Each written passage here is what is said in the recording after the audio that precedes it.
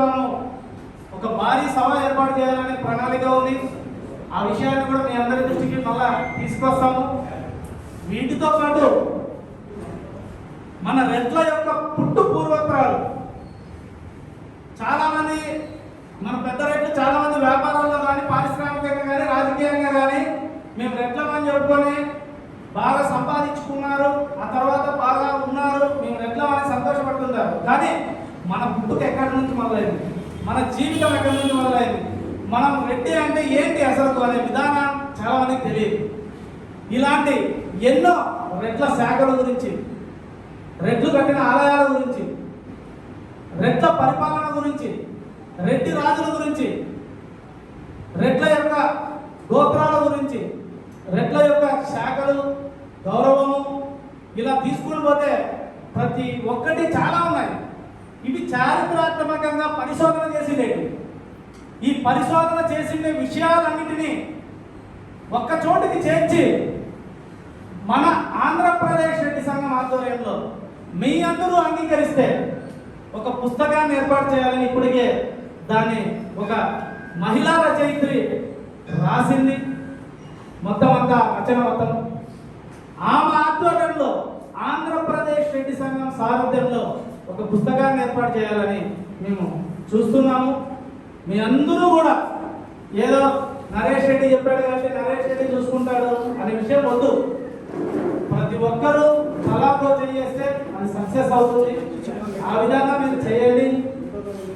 ఒకవేళ మీకు అవకాశం లేకపోతే వద్దులేండి, సంఘం నుంచి వద్దు అంటే వ్యక్తిగతంగా వేయడానికి నాకున్న పరిచయాల మేరకు పెద్దల సైతవన్న కావచ్చు, ఇట్లాంటి చాలా మంది ఉన్నారు, మన విజయభాస్కర్ రెడ్డి అన్నయ్యలు, అందరినీ సమీకరించుకొని ఆ పుస్తకాన్ని వేయడానికి కూడా సిద్ధంగా ఉన్నాం. ఎందుకంటే మన చరిత్ర పుట్టుగా గురించి ప్రతి ఒక్కరికి తెలియజేయాలి.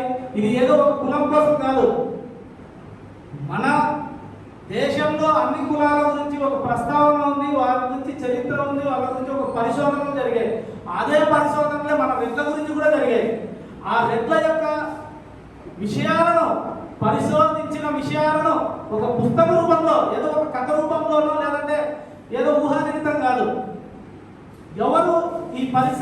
ఎవరు పరిశోధన చేశారనే పేరు కూడా అక్కడ ముద్రిస్తూ ఈ పుస్తకాన్ని రూపొందించాలని ఆలోచన చేస్తున్నాము. త్వరలోనే ఆ విషయాలు కూడా మీ అందరి దృష్టికి తీసుకొస్తాము.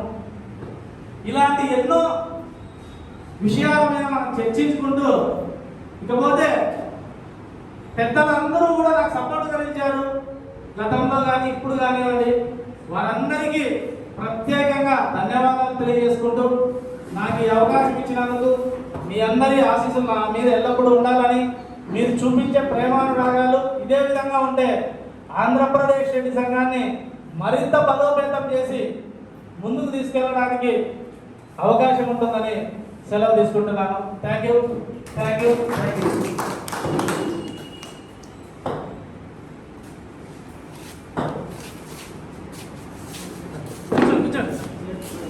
ఆడదు రాకేష్ నానా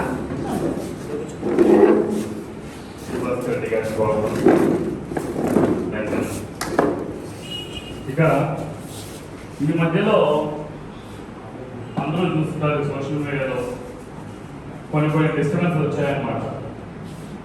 అప్పుడు చాలా మంది ఏమనుకున్నారంటే ఇక ఈ ఏపీ రెడ్డి సంఘం పని అయిపోయింది, బురద వదిలేస్తాం, మా పని అయిపోయింది, ఇక వాళ్ళ పని అయిపోయింది అని చాలా సంబరాలు చేస్తున్నారు. ఉండే వాస్తవాలు చెప్తున్నాను. కానీ మాకు మాత్రం నమ్మకం ఏమంటే నరేష్ రెడ్డి గారు బతుకున్నంత వరకు, తెలిసిన ఎక్కడికి పోదు, ఖచ్చితంగా రోజు రోజుకు ఇయర్ బై ఇయర్ విజయవంతంగా అభివృద్ధి పదంలో వెళ్తుంది. కానీ రెడ్లకు ఒక అండగా అన్న ఉంటారు ఖచ్చితంగా.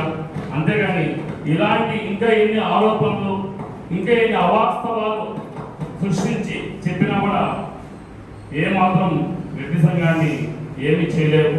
ఎందుకంటే ఇప్పుడుండే అనేక సంఘాలు ఉన్నాయి, ప్రతి సంఘాలను చూస్తుంటాం మనం.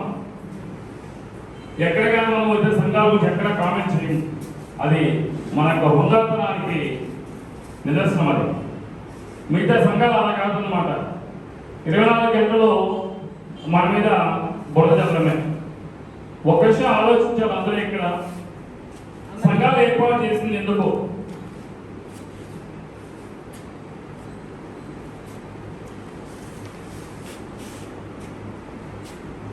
సంఘాలు ఏర్పాటు చేసింది ఎందుకు? సేవ చేయడానికి. ఆర్థికంగా, సామాజికంగా ఎక్కడైతే మన రెడ్డి జాతిలో ఉన్నవారు వెనుకబడి ఉన్నారో వారిని ఆదుకోవడానికి మాత్రమే సంఘాలు పెట్టింది, అంతేగాని విమర్శించడానికి కాదు. కాబట్టి ఏనాడు మన ఆంధ్రప్రదేశ్ రెడ్డి సంఘం మరి ఏ ఇతర సంఘాన్ని కూడా ఎక్కడా విమర్శించిన దాఖలాలు లేవు. కావాలంటే మీరు సోషల్ మీడియా చూడొచ్చు, ఏదైనా చూడండి. ప్రతి ఒక్కటి మనకు నరేష్ రెడ్డి గారు ఎక్కడ ప్రెస్ మీట్లు పెట్టినా సరే, మరి ఎక్కడ ఆయన సభలు పెట్టినా సరే, కేవలం మన సంఘం గురించి మాత్రమే చెప్పుకుంటాం, కానీ ఇతర సంఘాల గురించి ఎక్కడ మనం ప్రస్తావించడం జరగదు, ఎప్పటికీ అలా ఉండదన్నమాట. కాబట్టి ఈరోజు మధ్యలో ఎన్ని సమస్యలు వచ్చినా కూడా ఇంకా కూడా ఆయన వెంట నడిచే వాళ్ళు ఆనాటి అంటే ఎప్పుడైతే ఏపీ రెడ్డి సంఘం స్థాపించారో ఆనాటి నుండి ఈనాటి వరకు కూడా ఇంకా ఆయన వెంట నడుస్తున్నామంటే కేవలం నరేష్ గారి మీద ఒక నమ్మకం అన్నమాట. ఆ నమ్మకం మాత్రమే ఈరోజు మమ్మల్ని ఆయన వెంట నడిపిస్తోంది. ఇక అదేవిధంగా మీకు ఒక విషయం తెలుసుండొచ్చు, ఈ రామకుప్పంలో ఈ యొక్క ఉయ్యాలవారి నరసింహారెడ్డి విగ్రహము మనం పెట్టాలని గురించి అక్కడ చాలా సక్సెస్ అయింది, శిలాఫలకం పెట్టొచ్చామన్నమాట. ఈ మధ్య ఒక 10 రోజుల ముందు కూడా అక్కడ మళ్ళీ దళితులు ఎవరైతే అక్కడ ముందుగా ఉండి ఆ యొక్క కార్యక్రమాన్ని నడిపించడానికి మనకు స్థానికంగా